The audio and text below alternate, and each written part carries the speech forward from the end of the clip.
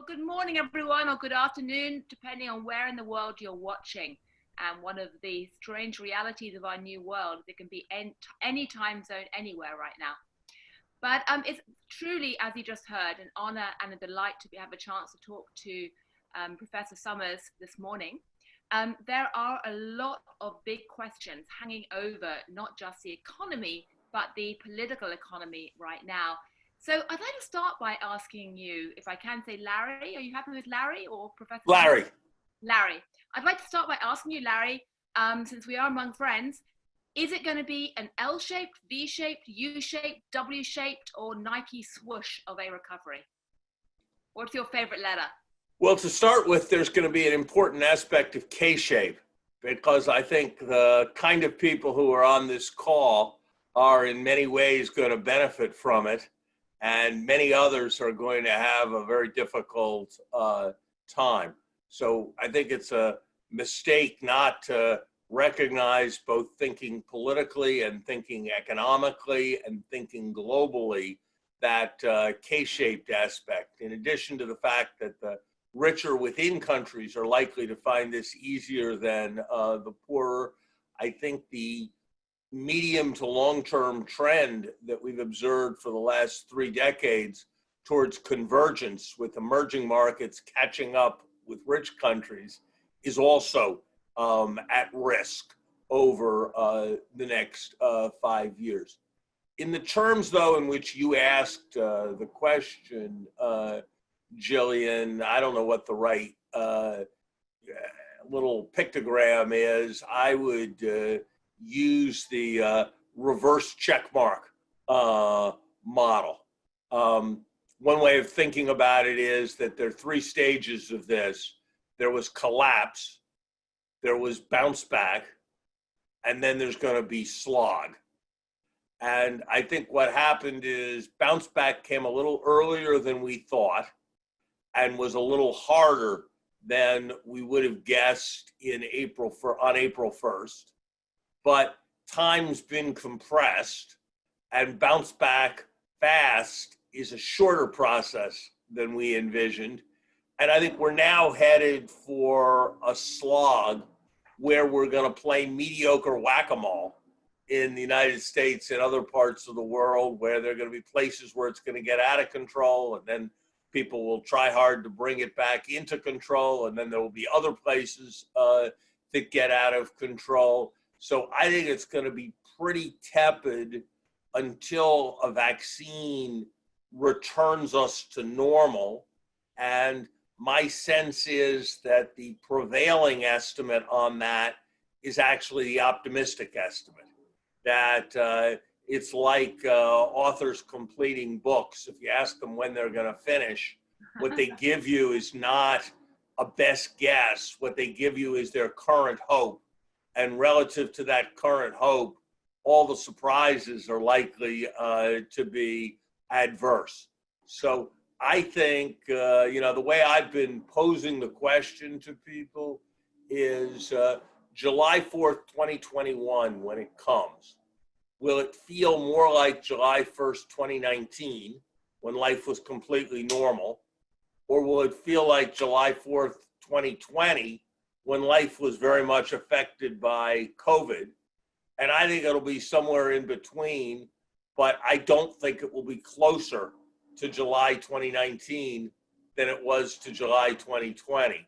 So I think we've got real challenges ahead of us for quite some time to come, and there's a lot that we don't fully understand in the science, and so I think there will be more surprises. Well, so if I was going to sum that up, I'd say it's probably, in that case, a Nike swoosh, in your view, maybe with a downward. I wrote a column a few weeks ago which pointed out that the shorthand sign for bank looks like a Nike swoosh with a kind of flat bit at the end, which in some ways is quite relevant. The what looks like a Nike swoosh? The shorthand symbol for bank, B-A-N-K. There you go. I said was rather relevant because the Fed has been one of the key things propping up the economy along with fiscal policy, which obviously can only be afforded if the Fed keeps being supportive. So I'm curious, Larry, if you were back in your old role as US Treasury Secretary today, what would you be doing? And is it any different from what Steve Mnuchin is doing right now? I'd have been for the last 4 months all over supporting state and local governments as a central priority for maintaining the level of demand. I'd have put more emphasis into protecting workers and less emphasis into protecting large businesses than the strategy that has in fact been pursued. I could not conceivably have imagined myself supporting the giving of grants to large airlines without the complete dilution of their stockholders and without substantial restructuring of the debt of their high yield bondholders. I would have done much more when I was supporting the debt of companies, to oil companies or tobacco companies or what have you, who have been supported to take warrants in those companies. So if taxpayers were providing bailouts and those turned out to produce stock market appreciations as they have, stockholders were taking a share in that. I would have invested much more heavily than they have in the basic infrastructure of government. Look, it is absurd that in the middle of the first quarter of the 21st century, that the United States of America is unable to enact a policy of increasing everybody's unemployment insurance benefit by 25% because we're not capable of implementing the computer systems to do multiplication by 1.25. We can only handle addition. That is an absurdity, and I would be putting a lot of people to work fixing that kind of absurdity and parallel absurdities in the tax system and other places. I would be recognizing that if I was serious about helping businesses, that I needed to not judge my machismo by whether my bailout programs lost more or less money than my predecessors' bailout programs, but instead recognizing that I was going to have to take risks, that some loans would not be repaid, that hopefully I would recapture more from the warrants that I would take than I would lose on those losses. But I would never be putting myself in a situation where the Federal Reserve was more ambitious about being willing to take credit losses than I was. And the last dimension, and this is a very, very important dimension, I think when historians look back, this may be remembered as the largest of his many errors. I would be focused on the global aspect and the United States leading a global response rather than the United States being a dragging anchor on support at a time when heavily indebted countries were going to be in a very poor situation, both because of COVID, because of the weakness of their export markets, given the weakness of industrial countries, and because of the magnitude of their debt burdens.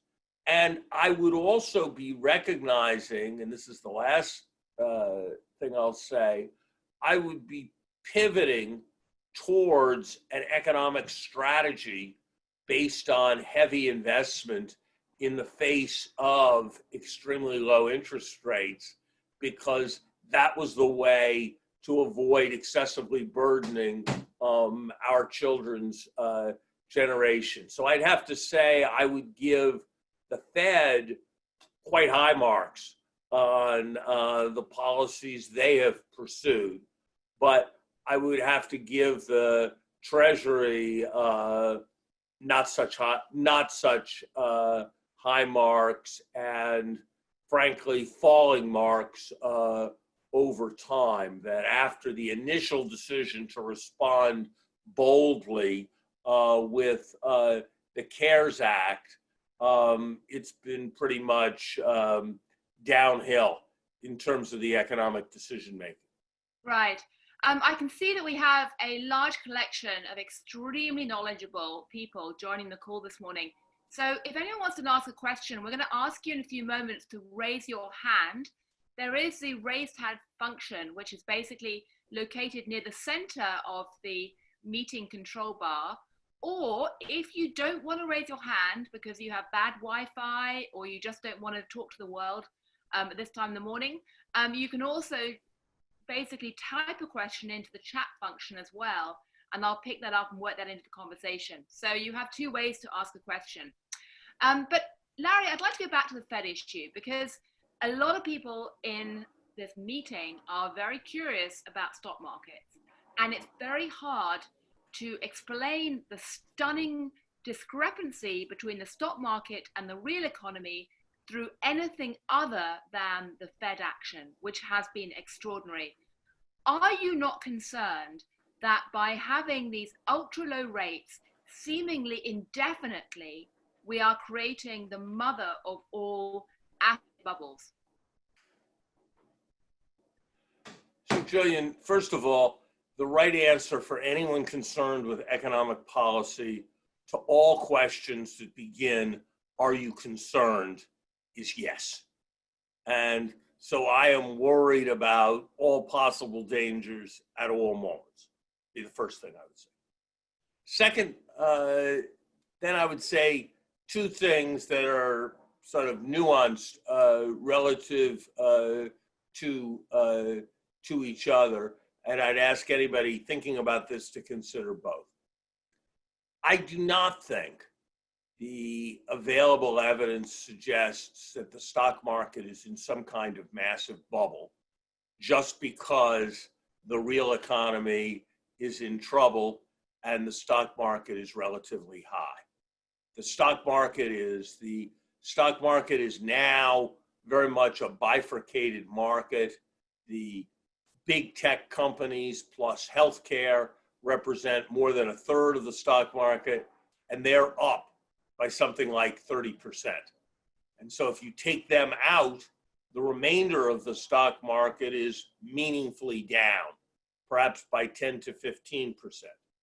The remainder of the stock market is meaningfully down by 10 to 15%, even though real interest rates, which presumably influence the discount factor that's applied to future earnings, are also down very substantially.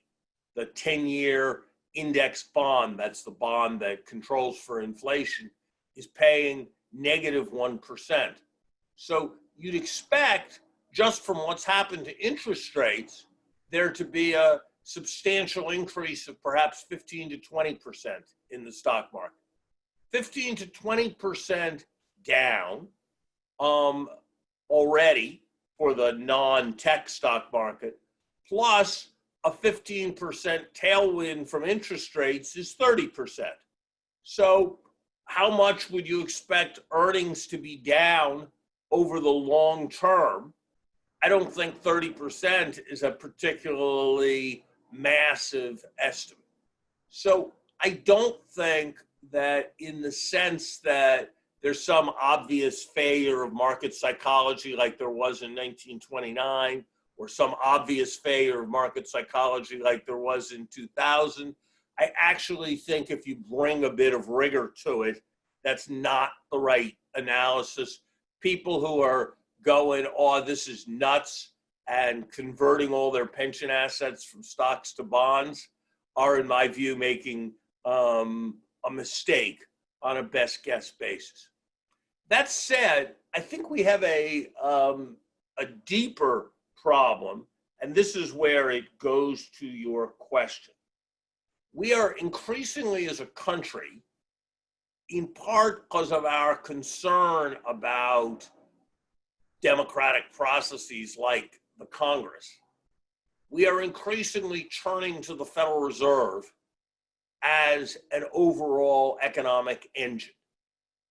That's there in the idea that the Fed should be bailing out tobacco companies by buying their bonds, and that the Fed should be buying high-yield exchange trade funds. That's a kind of conservative manifestation of this view. There's an idea on the left that the Fed should be taking responsibility for racial differentials in economic performance. I think that's a huge and critical problem.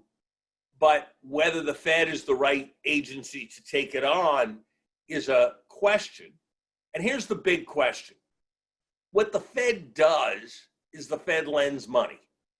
That is its basic activity. The Fed doesn't buy equity. The Fed doesn't tell people what to do. The Fed intervenes in financial markets by lending money and buying and selling debt securities. That's the core activity of the Fed, along with some regulatory activities. If you have Fed-centered solutions to problems, they are going to be debt-centered solution to problems almost by definition, because that's what the Fed does. And in a world where we've got substantial issues of being over-leveraged, households having borrowed too much money, particularly corporations having borrowed too much money, relying on Fed-based solutions is relying on more leverage. And so I think we need to change the balance of who we look to when we have major economic problems, from monetary policies to fiscal policies.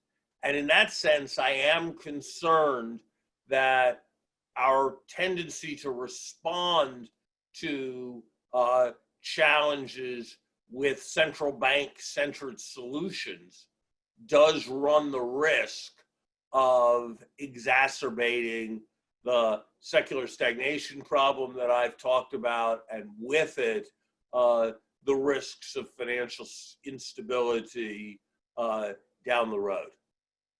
Right, on that point, there's been remarkably little concern expressed about the rising levels of American debt, which of course was a top issue just a few years ago. Are you concerned that rising leverage could be sowing the seeds for a new financial crisis? And in particular, that maybe you could have, Asian buyers who've been propping up the US Treasuries market take fright in the coming years, or even for geopolitical reasons, stop buying US government bonds? The answer to all questions, again, is yes, I am concerned. That having been said, I think the question you asked, Gillian, was not about overall debt. It was about where I do have substantial concerns about the excessive leveraging of American businesses. I think the concern that you asked was about the leveraging of the public sector and the excessive accumulation of government debt.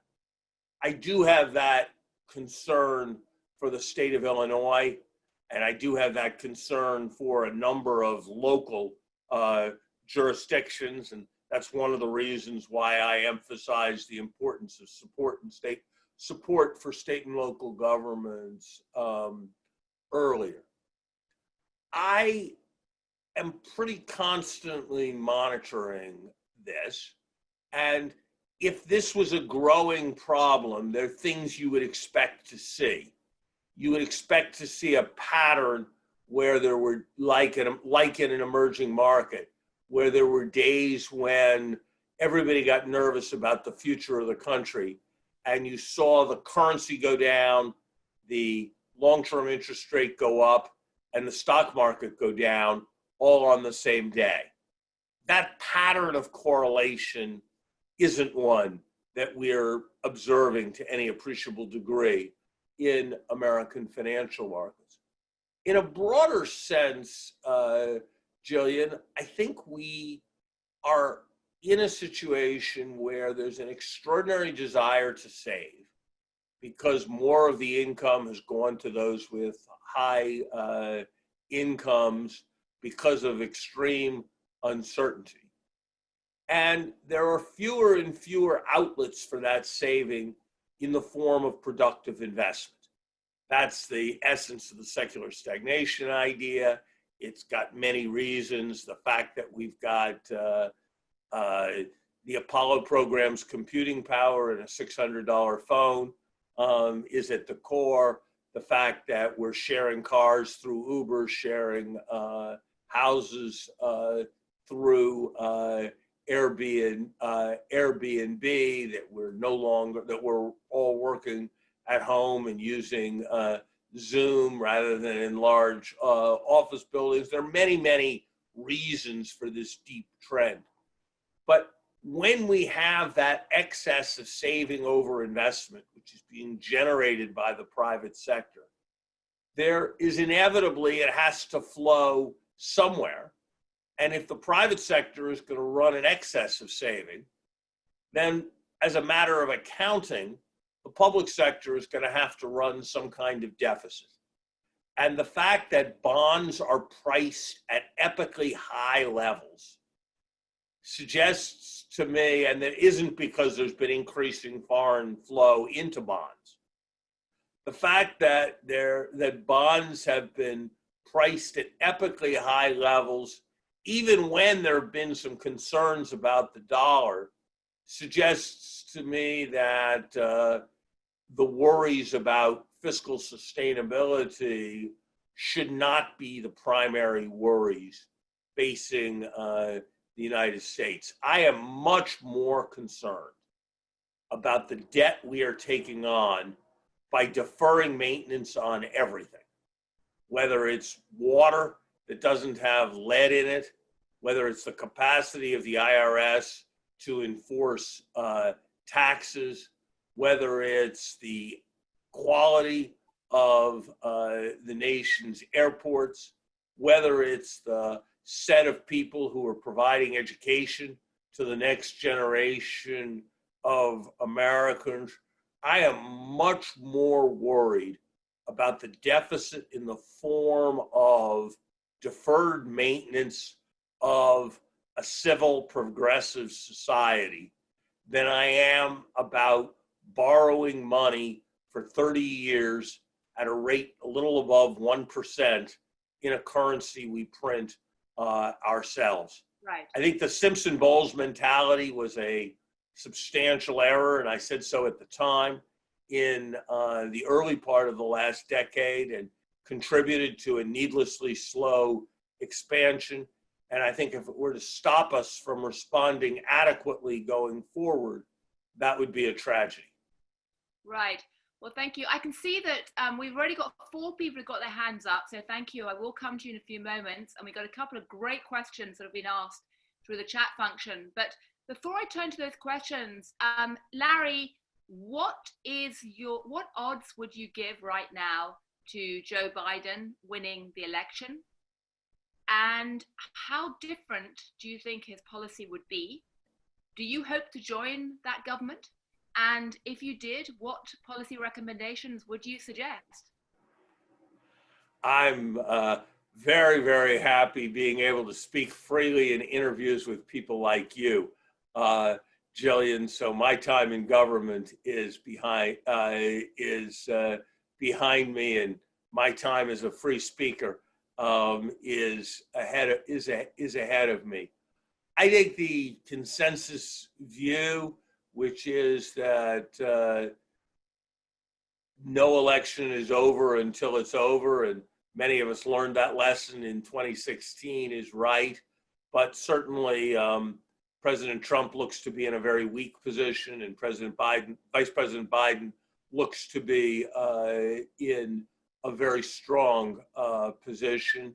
At the prevailing prediction market odds, which are somewhere in the low 60s for Biden, I would, if I was a person who gambled, would be a buyer of Biden insignificant scale. I think there is a quite good chance that this will be what I call a repudiation election. It defines a repudiation election if I say that there have been two in the last century. 1932, when Franklin Roosevelt was elected after Herbert Hoover, and 1980, when Ronald Reagan was elected after Jimmy Carter, along with a dramatic change in the composition of the Senate. A repudiation election is not just a defeat for an incumbent, it is a defeat for an approach and an ideology. And I think the Reagan-Thatcher, it's a lie to say, I'm here from the government and I'm here to help you. I think that ideology is at substantial chance of being repudiated in this election. I think that there will be two broad categories of changes. I would say first that you'll have a return to normalcy. There are many, many things where, in fact, even I'll say this even though I'm a partisan, a President Bill Clinton and a President Mitt Romney, a President Barack Obama and a President Jeb Bush, a President Al Gore and a President Marco Rubio would behave the same way. They would mourn when Americans die. They would condemn racism. They would seek to unify the country. They would value American alliances and the leaders of allied nations more than the leaders of adversarial nations. They would behave in civic and courteous ways at international meetings. They would seek to govern with integrity rather than for their own financial advantage.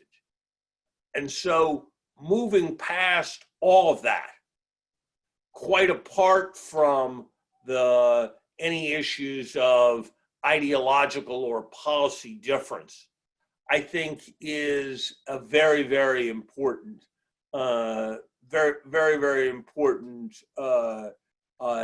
thing. I also think that you will see a move to a serious investment and renewal strategy with a Democratic presidency. I think you will see a move towards serious concern about bringing the country together in terms of differing racial groups and in terms of income inequality. And I actually think there are very substantial benefits to be had that will create very substantial momentum for a new administration simply from ending the blundering and the natural evolution of events.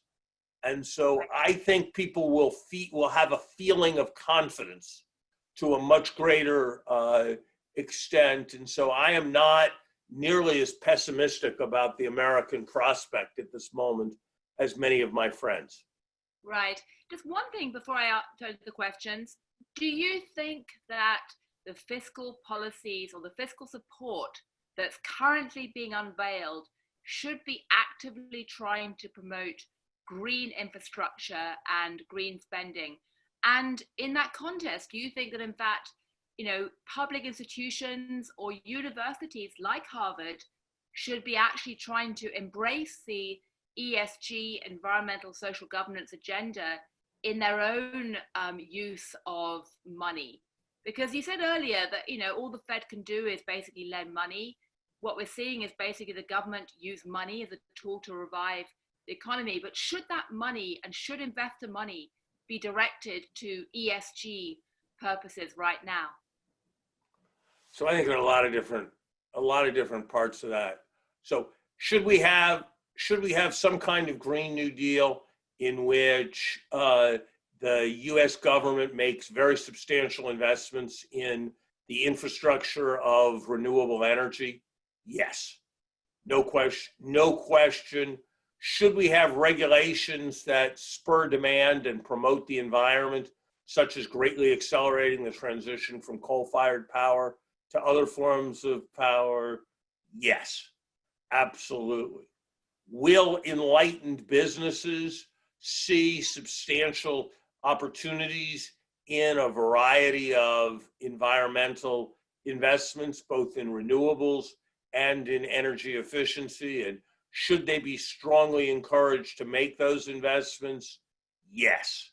Are there failures of monitoring and measurement that have led to both wasteful energy use and to economic inefficiency? Yes. When I was president of Harvard, we put in a program that looked for opportunities to insulate our buildings and do things of that kind and achieve energy efficiency, and it achieved much higher returns than the Harvard endowment achieved. So the answer to all those questions is yes.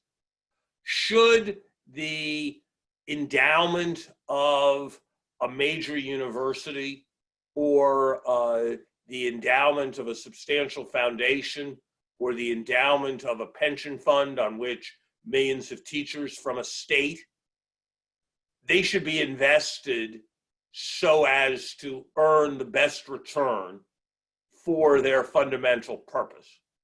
And they should not be turned into a tool of social action.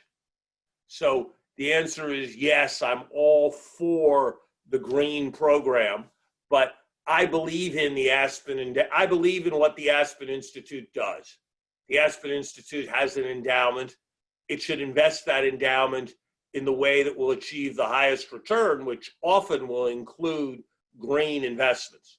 But should the Aspen Institute turn itself into using its endowment as a tool of social pressure for what its current CEO and its current board of directors believe? No, I think that's quite bad business, and I would not support it.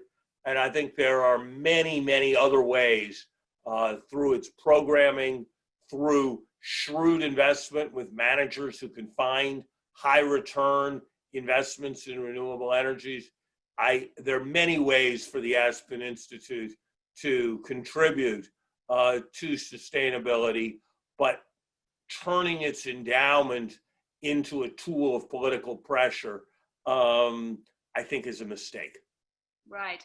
Well, we're going to try an experiment now. We're going to see whether some of the people watching who've raised their hands can indeed ask a question. I'd like to call on Ambassador Korologos, please, who has said he'd like to ask a question. Over to you, Ambassador. I'll give you a few seconds to try and click on. And if that doesn't work, then we will move on.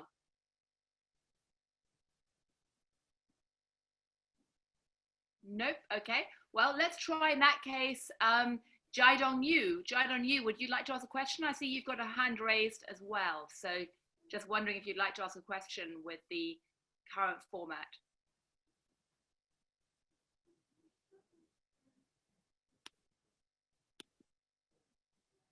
I think, nope, I can't see that right now. Okay, well, listen, while we're trying to get this system working, maybe... Wait, here he is. Here he is.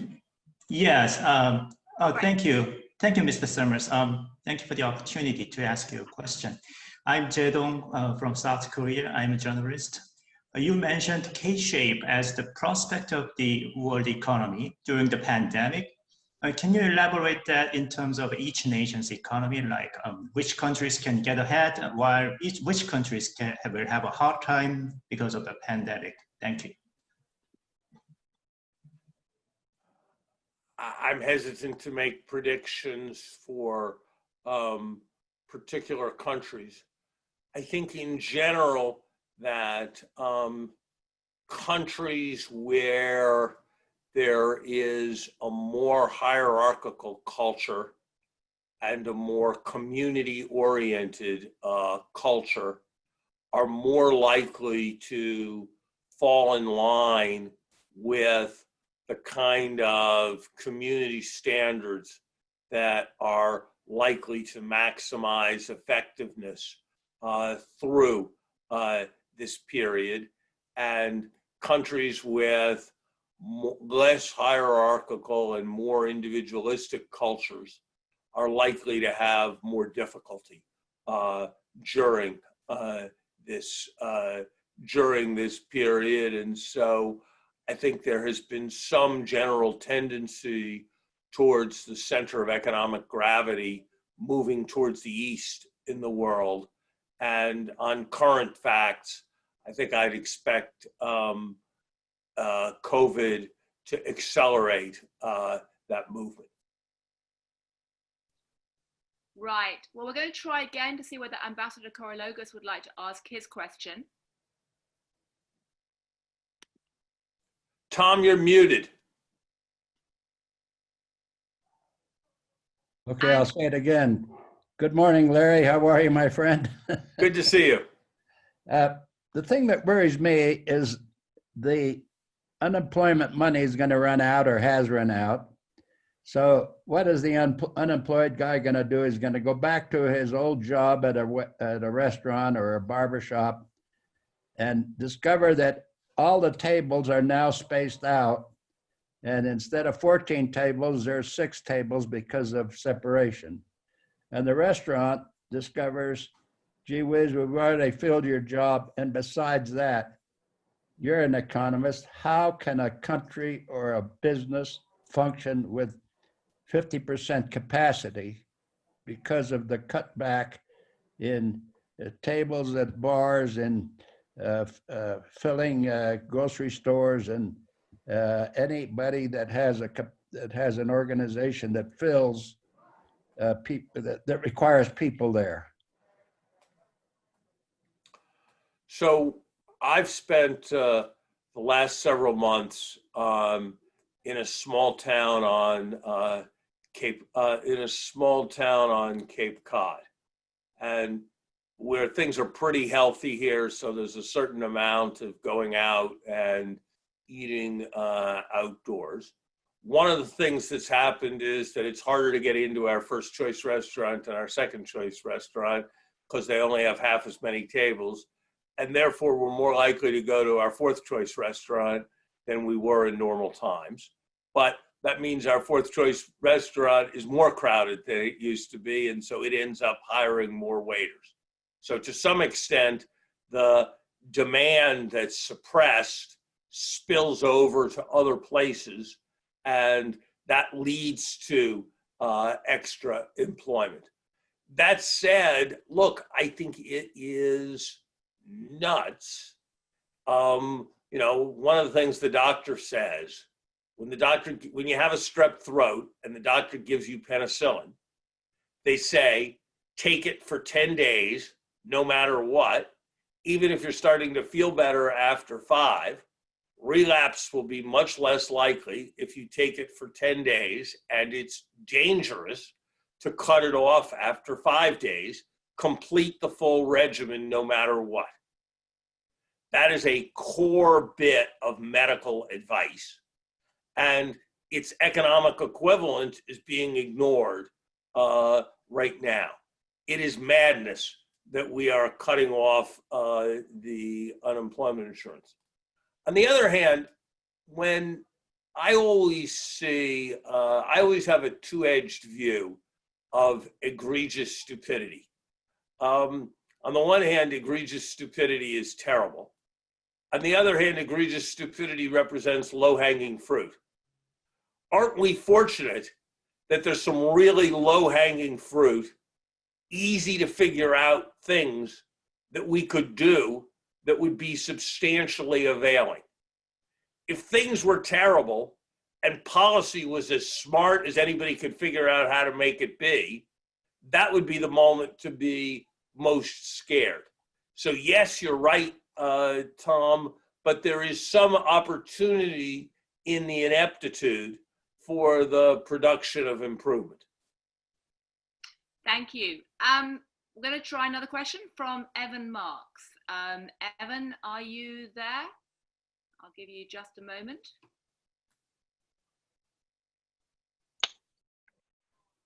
Great, Evan, I think. Thank you. Start my video. Secretary, Professor Summers, Mr. Summers, thank you. And welcome from Aspen, Colorado. I have two quick questions. First is related to policy, and the other is a request for some prognostication. Do you foresee, with respect to the first question, the possibility that with the significant acceleration of debt buildup on the Fed's balance sheet, that there may be a debt jubilee where the Secretary of the Treasury and the Fed get together, and that debt, which is wholly owned by the Fed, is canceled because the fund flows are completely circular? It seems like elementary algebra might argue for that, aside from what happens on the reserves of the bank's balance sheets. That's question number one. Question number two is Pitkin County, of which Aspen is the county seat, had its unemployment peaked at 23% in June, where the latest statistics are available now. It went down to 16, still trails the rest of the state. Obviously, the county itself has a very high concentration employment in the leisure and hospitality business. What do you foresee as the shape, the pictogram shape of the Pitkin County recovery? Keep in mind that last month, we had home sales in Pitkin County that averaged $14 million for a single family home. Sales in Aspen were probably up 500% year on year for over July of 19. Obviously, this augurs well for refilling some of the coffers in city and county government. But if we do have a significant persistent slog, as you say, with respect to the national economy's trajectory, it's obviously going to. Evan, I think a debt jubilee is unlikely, and if it were to take place, it certainly would not be called debt jubilee, because those just aren't the kind of words that central bankers and finance ministries are likely to use. And precisely because it would be an internal transaction to the federal government, I'm not sure it would be as consequential as many suggest. I can't forecast what will happen with Pitkin County. My guess is that because you're dependent on leisure and hospitality, it's going to be soft until there's a general normalization. And as I said earlier, I kind of think if that has happened a year from today, that would be a good outcome, and it's not likely to have happened 8 months from now. I think in general, part of what we're seeing in the wake of COVID is what one might call the Aspenization of America. The most affluent are increasingly looking for more space and lower density. The markets are increasingly involving the more affluent, hiring people who are much poorer to do much more dangerous and difficult things to serve the affluent. That's leading to a variety of social cleavages and social tensions. And so the kind of challenges you have in Aspen of $14 million real estate and 23% unemployment, they are indicative of the kinds of strains that I think are increasingly appearing in many parts of our country. Right. Very different question I'd like to ask from Laurie Garrett that's been sent in through the Q&A function, which is this. You were very critical of the World Bank pandemic bonds when it came out a few years ago. It looks like those programs haven't worked with COVID-19. Do you have any comments about what you think should be or could be the role of World Bank in terms of pursuing that kind of financial innovation going forward?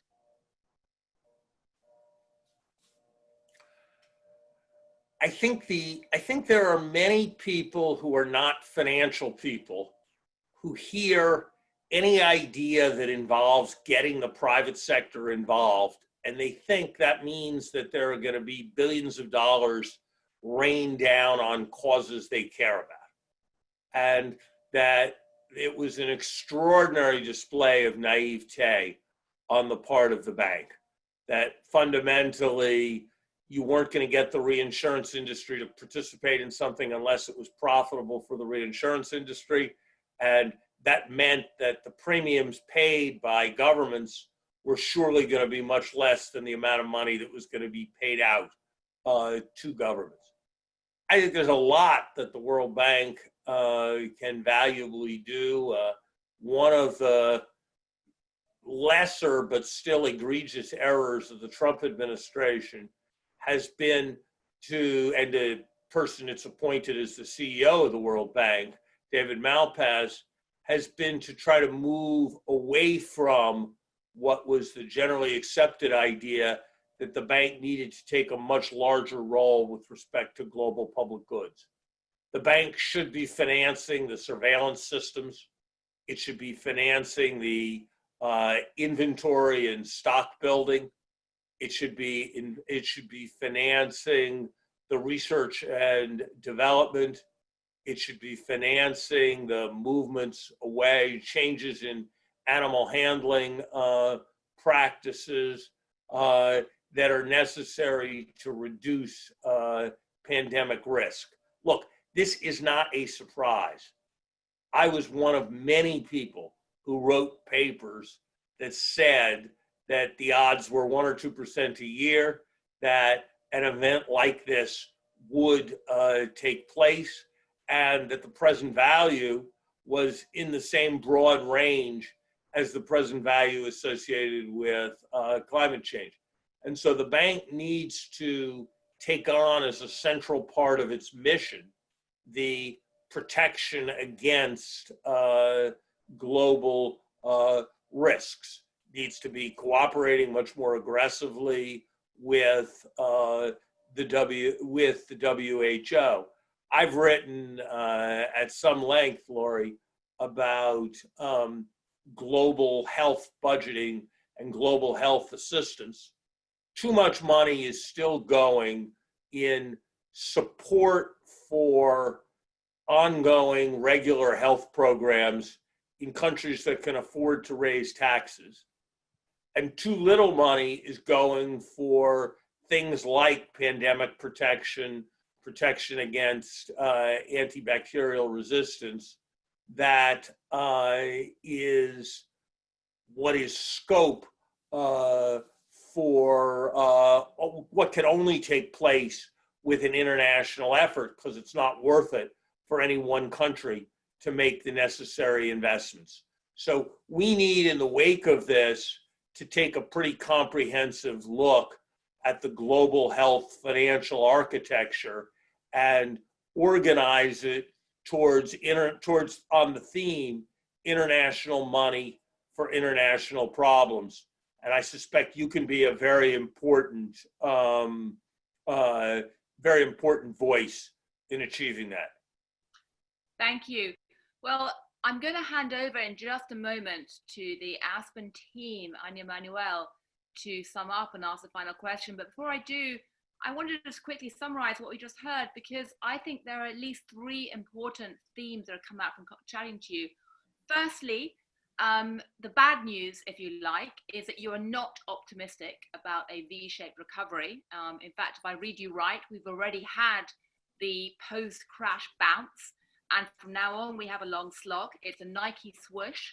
I happen to strongly agree with you on that. I also, by the way, share very strongly your concern that we are over-optimistic about the outlook for a vaccine.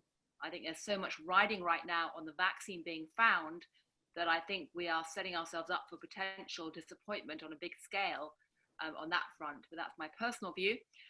Secondly, you are, however, if you like, the good news is you're not that concerned about an impending financial crash. You're arguing that the equity market is not necessarily wildly overvalued because so much of it is driven by tech stocks, and you don't appear to be expecting a huge debt disaster anytime soon. So that's the good news for all of you holding assets out there. But meanwhile, perhaps the most important point that I think everyone on the call is very interested in is what the potential for policy change could or should be if indeed we do have a Biden government in just a few months' time. You've laid out pretty clearly a potential set of policy ideas. I think many of us listening to you, Larry, this morning would feel sad that you say that your time in government is definitely over. But as with everything else, we can watch this space. But thank you for being so provocative, for making us think, and for your mixed pessimism and optimism of sorts. And on that note, I'm going to hand over to Anya, who's going to hand over the last question. So thank you, Larry. Thank you, Gillian. Gillian, thank you. That was wonderful moderating. And Larry, thank you for being so patient and taking lots of questions. It was really an amazing session. Let me just ask you one last one, and that's to reprise the conversation we had maybe a week ago. There are so many foreign policy experts and practitioners in the audience. And you made points about big mistakes the foreign policy community sometimes makes on economic policy. I think you mentioned cheering on traditional trade agreements, privileging commercial orders for US companies, and allowing regulatory races to the bottom. Can you just reprise those points? Because I think they're very important. Yes, and let me start by saying that Gillian's excellent summary quoted me accurately throughout, but I did mean to be relatively calm about the risks that there will be problems with excessive debt in the United States. I did not mean to be calm about the global financial picture. And I think there are 100 developing countries out there with substantial debt, but who have a huge new liability for COVID, who can't export the way they used to, who are suffering from low commodity prices, and who are not able to get remittances from their workers because their workers can't get jobs in the industrial world, and who are going to get less money from the private sector because private sector banks are in some trouble. And so in terms of the risk of a debt crisis reminiscent of the Latin American debt crisis in the 1980s or the Asian debt crisis of the 1990s, it was not my intention to express serenity. And indeed, the point that I would fault Secretary Mnuchin most for is the utter lack of any vision that the world is displaying with respect to global solutions to global problems through the international financial institutions. And indeed, the first bit of counsel I would give the foreign policy community is to demand vision from your finance ministers and your central bankers on addressing those global problems. We were inclined during the Asian financial crisis, we on the economic side were inclined in 2009 at the London summit during the financial crisis to large amounts of vision. But if our agenda had been austerity, miserliness, and lack of international cooperation, I would have regarded it as the job of the Secretary of State to beat us out of that agenda and to get the president to insist that we had a different agenda. So the most important agenda of the foreign policy community in the short run is a generous, positive vision on global stimulus, on the provision of global public goods to solve this crisis and prevent another one from taking place. Beyond that, I think in the economic area, there has been a tendency of the foreign policy community to buy into conventional wisdoms that emphasize austerity. You know, go back. What is the classic treatise on where an economist thought the foreign policy community was nuts?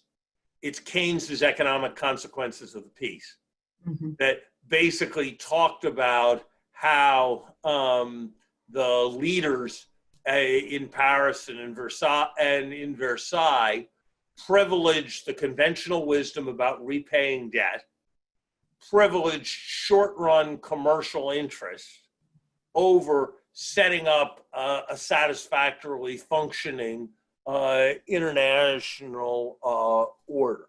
And so, and maybe this is the last point, my plea would be that there is a huge difference between supporting capitalism and supporting capitalists, and that there has been a bipartisan tendency on the part of the American foreign policy community to take an agenda from businesses of giving global businesses what they want so that they will be supportive on everything from funding art in embassies of the United States to supporting the foreign aid budget.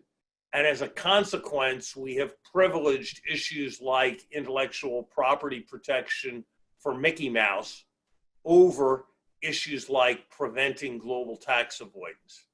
Right. We have privileged letting pharma companies charge heavily for AIDS medicines in Africa over issues like making sure that bank secrecy tax havens are effectively closed.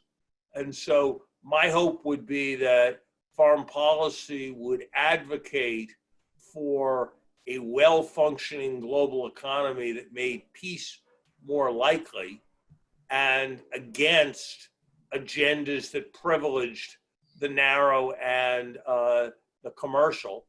And that's never been more important than at a moment like this with COVID. Thank you. And thank you for reminding us of the importance of the details of trade agreements, where tax policy becomes important, where regulatory policy becomes important. And again, tying into the issues of our domestic politics, you know, certain people have access to policymakers and others don't. And so that's how you see these agreements getting done. Thank you very much, Larry, for that really impressive conversation about the post-COVID economy. We're all sobered and cautiously optimistic. Thank you, Gillian. Wonderful moderating, and we hope to see you again at a future forum.